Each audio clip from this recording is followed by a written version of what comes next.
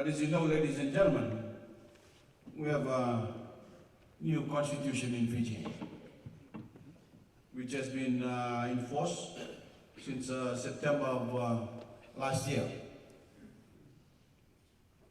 It is claimed to be one of the best constitutions in the world. It's been hailed as a leading constitution. And the constitution recognizes the special place of the indigenous people, of the Tokay and the Rotuman people. It gives unprecedented protection of the customary ownership of their lands, recognizes their language, customary practices, of course. At the same time, the Constitution establishes common and equal citizenry. We all know about that one, something that is very close. I've mentioned it time and again, something that is very close, very dear to my heart. Common and equal citizenry, ladies and gentlemen, is not only important to ensure that no one gets treated as second or third class citizen. And this is not only applicable between different ethnic groups, but also between different socio-economic groups. In other words, we should not discriminate between the rich and the poor, the rural and the urban, the tenant and the landlord, the chief and the commoner. And many of you who are Fijians here tonight, or former Fijians, know that this is the case, and this has been the case in Fiji for a long, long time.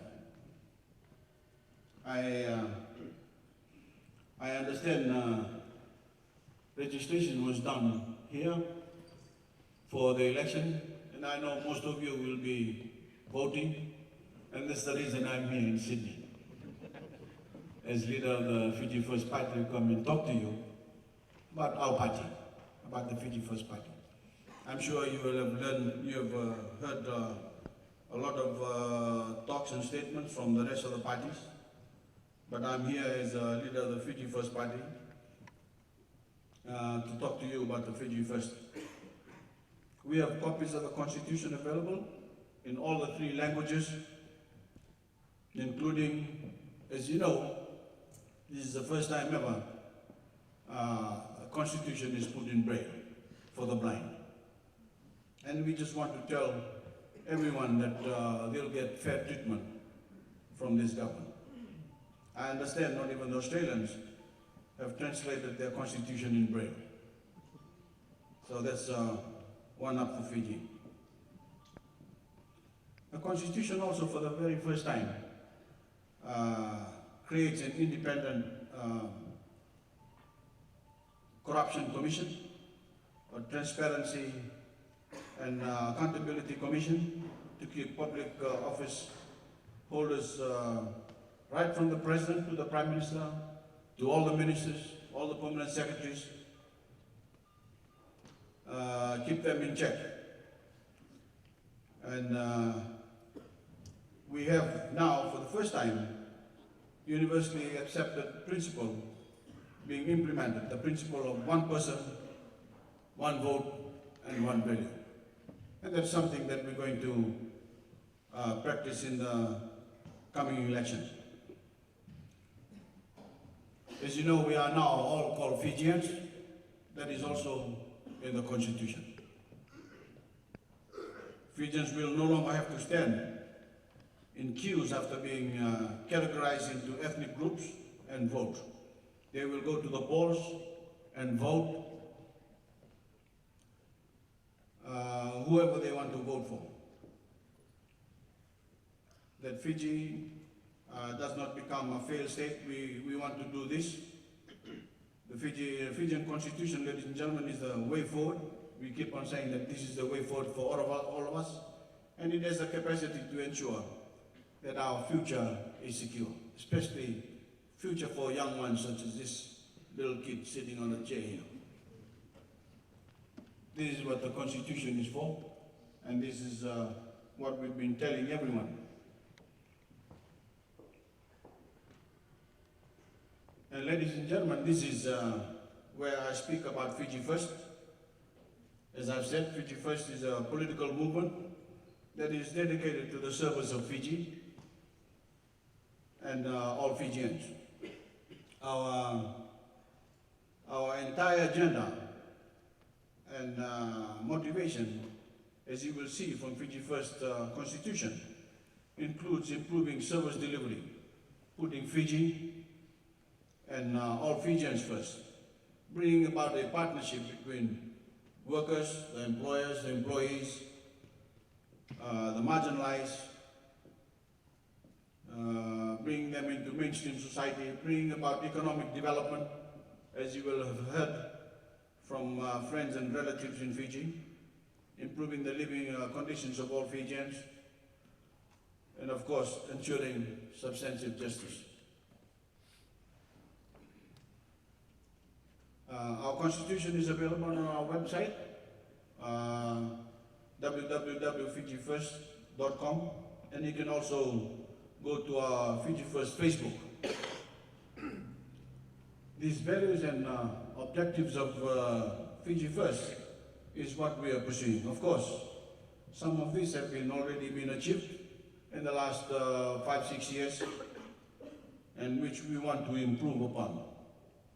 Through my government, we have improved the law and order situation. We provide for the first time free education, as you will have heard, free education, scholarships, the 600 toppers, and we have also have free textbooks, subsidized bus fares for the poor families. We have pension available for those over the age of 70, and hundreds of millions of dollars have been expended in rural electrification, access to water, and building and rehabilitation of our road network. Fiji First will continue with these programs, as I've mentioned in our manifesto, which is yet to come out, but there's no doubt we will continue with the programs that I've just mentioned. And our economy right now has unprecedented and sustained growth. We are to grow at 3.8%.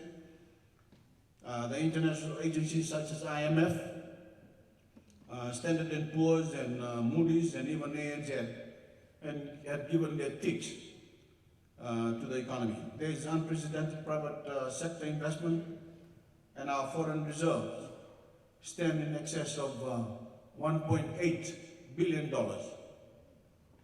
as today, the highest it's ever been. Of course, with my government allowing for multiple citizenship, many former Fijians are applying to become Fijians again, and this, of course, has led to new investments. So I'm hoping that I will be able to entice most of you here to pick up your second passport, for those of you whose Fiji passports have expired. Under Fiji First, ladies and gentlemen, we want to continue with building Fiji into a modern, a just, a fair, and progressive Fiji. We believe the politics of the past, the politics of deceit, the politics of fear-mongering, of being negative, should not exist. This election is really a choice between, on one hand, representation by SODELPA, the NFP, Fiji Labour Party, and PDP, the old divisive personalized politics where individuals want to win office at any cost so they can maintain their privileged positions. And of course, on the other hand, is Fiji First, which is positive, inclusive, recognizes indigenous rights without disenfranchising other Fijians, and believes in harmony, building a strong Fiji, a better Fiji than what we had in previous years. and of course empowering all Fijians and building a strong economic base and having a long-term goal and a long-term vision. That, ladies and gentlemen, is a very short statement from me with regards to Fiji First and why I'm here in Sydney. As I've said, I was in Auckland a couple of weeks ago. This will be the last of my overseas trips before election, of course, in September 17th. You'll have heard my record, not only in terms of development, but in trying to bring all races together. Equal citizenry, getting rid of the division within the races. I have seen, as commander of the military, you'll have heard the MC talk about my term as commander of the military. And for those of you who were in Fiji in the events of 2000, you will have heard the many problems that we went through in those dark days. And that is because of racial discrimination, and something that I want to get rid of very quickly if Fiji is to prosper. I thank you, ladies and gentlemen. I thank you, President of the Muslim League, the chairman of the school. Thank you for having me here. I have another engagement to go to, but I understand we have a few minutes to talk. For those of you who wants to make any statement or ask any questions or maybe sing a song or something like that. I just had a wonderful meal of curry, so I'm not in a state to be standing up for long. But I thank you all.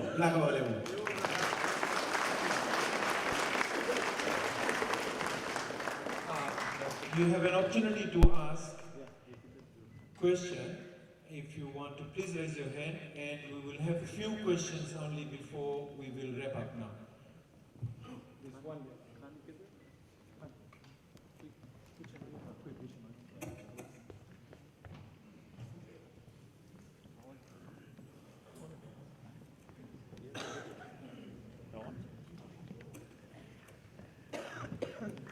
Thank you, Prime Minister.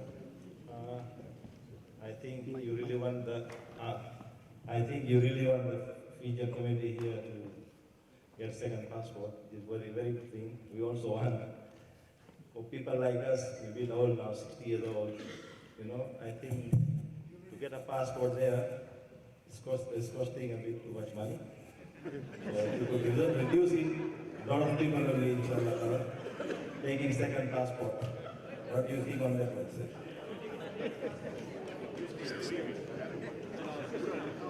Thank you. Thank you. It's about what, $3,000? The reason we want to put it up to $3,000 because we know you have a lot of money.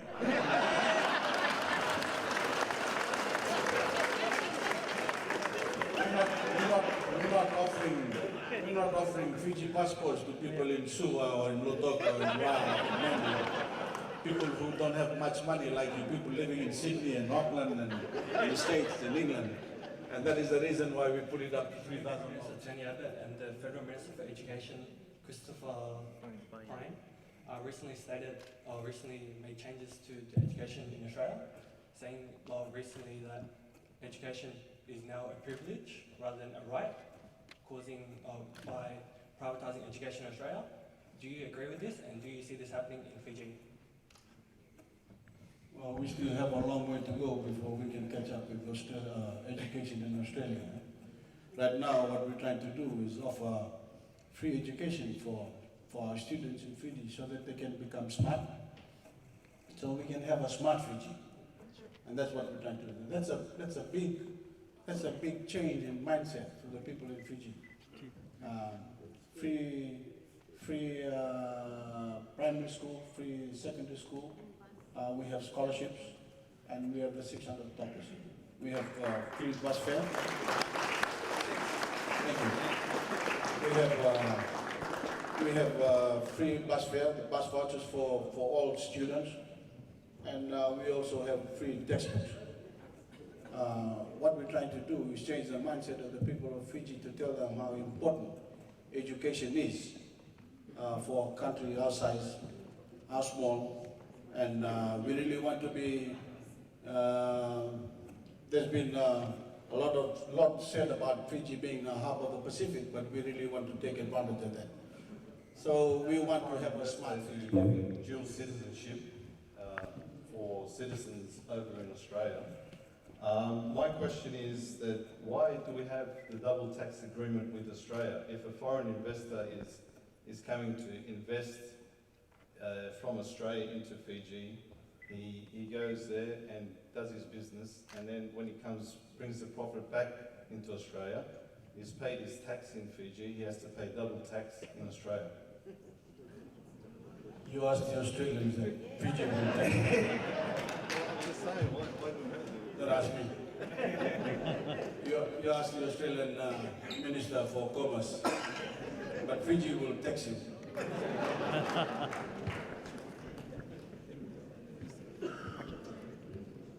I've got the second last question. My name is Mohammed Ayuka. Talking about the brain drain from Fiji. On the onset of the first, second cruise, we had a lot of brain drain, went to America, Australia and New Zealand. What is the incentive to get them back in Fiji? I know there's a few questions that I would like to have a dual citizenship.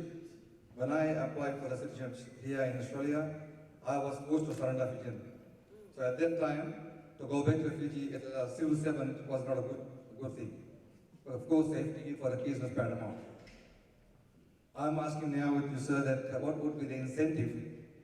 I, for one, from the medical background, would love to go and serve Fiji. We do go every year to serve the community over there, but what are the other incentives for other specialists over here to come to Fiji? And that's number one.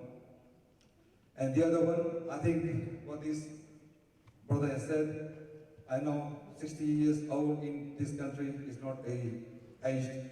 It's like 40 or 35 in Fiji, health-wise, monetary-wise. But I think everybody wants a dual citizenship with FOC, which is free of charge.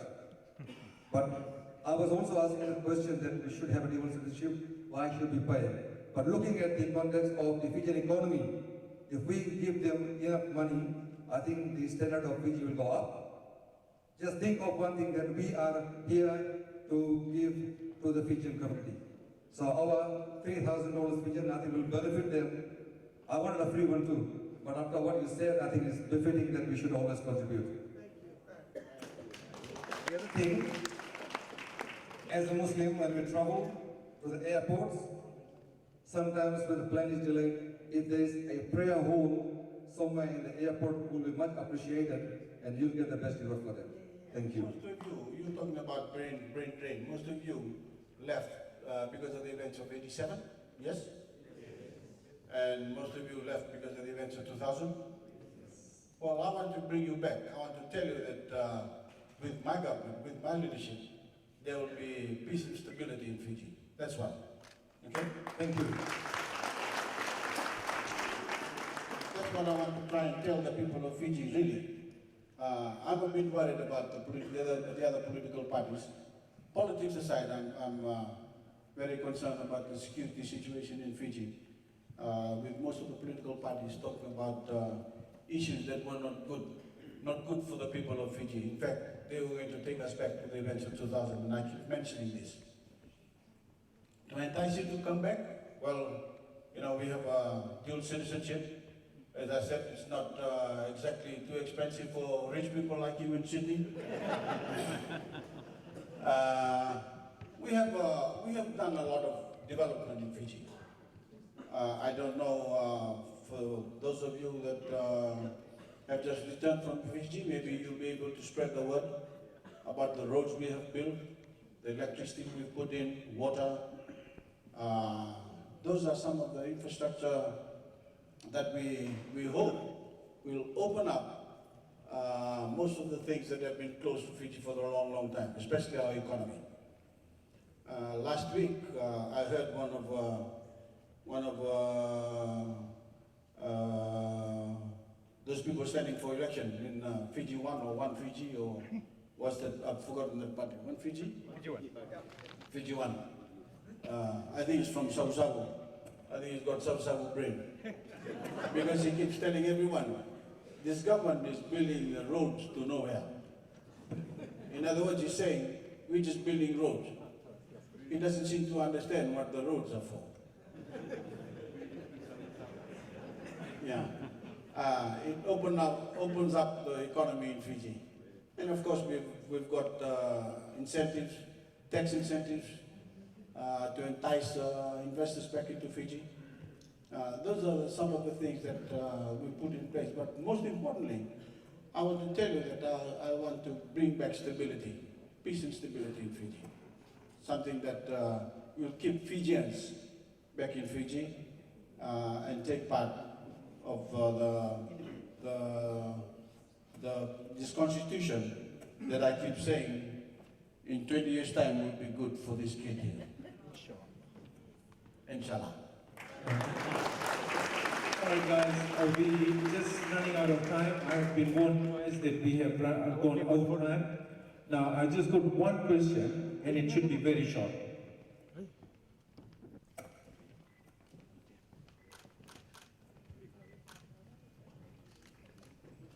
Say, you finished kissing him?